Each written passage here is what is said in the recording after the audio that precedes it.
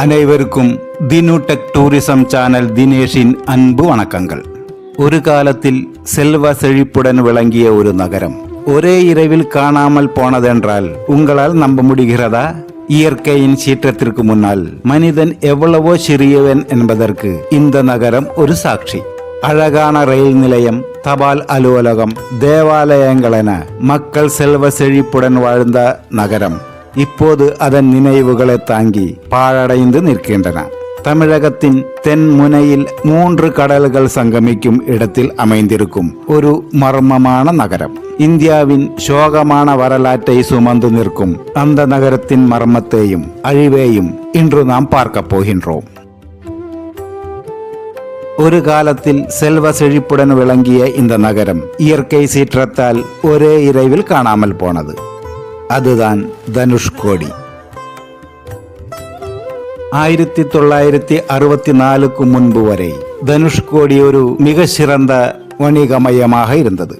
இலங்கைக்கு படகு போக்குவரத்துக்கான முக்கிய நுழைவாயிலாக இந்த தனுஷ்கோடி திகழ்ந்தது.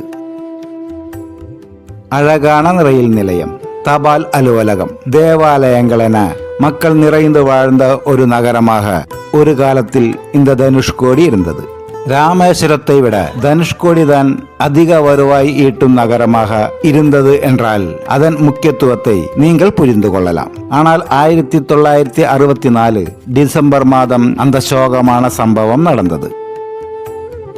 ஒரு மிக பயங்கரமான புயல் தனுஷ்கோடியை தாக்கியது. சுமார் 20 அடி உயரத்திற்கு எழும்பி வந்த கடல் அலைகள் இந்த நகரத்தை முழுமையாக மூழ்கடித்தன. ரயில் நிலையம், குடியிருப்புகள், தூங்கிக் கொண்டிருந்த மக்கள் என அனைத்தையும் கடல் அலைகள் தனக்குள்ளே இழுத்து சென்றன. சுமார் 200க்கும் மேற்பட்டோர் ஒரே இரவில் உயிரிழந்தனர். இந்த துயரமான நிகழ்வு தனுஷ்கோடியை ஒரே நாளில் வெறும் சுடுகாடாக மாற்றியது.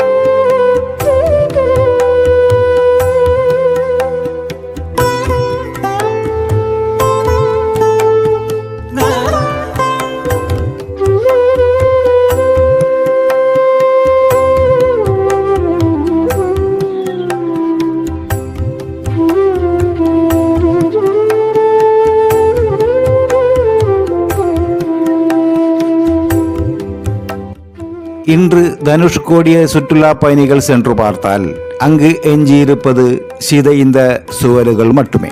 கடல் கொண்ட நகரம் என்று அரசாங்கம் இதனை அறிவித்தது.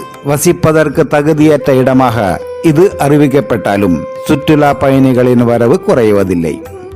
இந்த பாழடைந்த தேவாலயமும் இடிந்த ரயில் நிலையமும் இன்று அந்த புயலின் அடையாளமாக மௌன காட்சிகளாக நின்று கொண்டிருக்கின்றன. இயற்கையின் சீற்றத்திற்கு முன்னால் மனிதன் எவ்வளவோ சிறியவன் என்பதை தனுஷ்கோடி என்று நமக்கு காட்டிக் கொண்டிருக்கின்றன. நீங்கள் ராமேஸ்வரம் செல்பவராக இருந்தால் ஒரு முறை தனுஷ்கோடிக்கு சென்று அந்த வரலாற்று துயரத்தை நேரில் உணர்ந்து வாருங்கள்.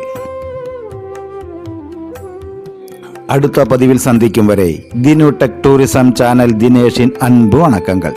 தேங்க்ஸ் ஃபார் வாட்சிங். Bye by.